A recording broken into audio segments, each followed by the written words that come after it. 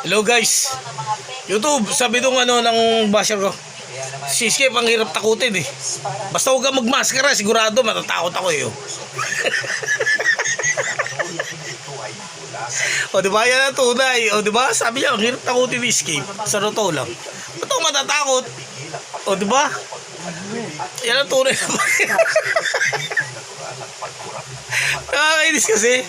Parang parang nanunuya ba? Kailangan matakot ka, Skip. Oh, dapat gagano ka. Nakakainis.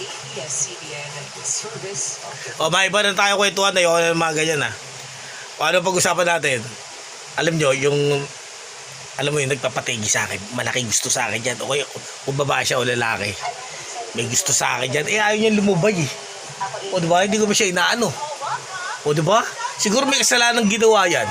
Baka may kinuha kayo na sa akin ha. Sa totoo lang, mananagot kayo sa lahat ng mga nagpadala sa akin.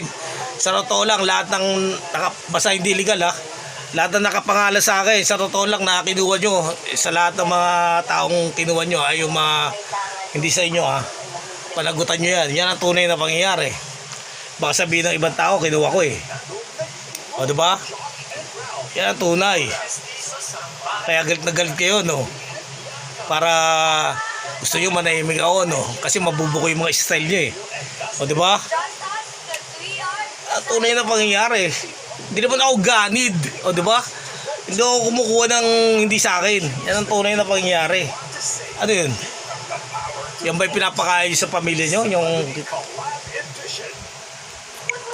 kinukuha nyo sa ibang tao? Diba? Pangit yun. Hindi ka mabubusog dun. O diba? Yan tunay. Dapat bago yung mga style na ganyan. Hindi kayo pwede maging politiko pag ganyan.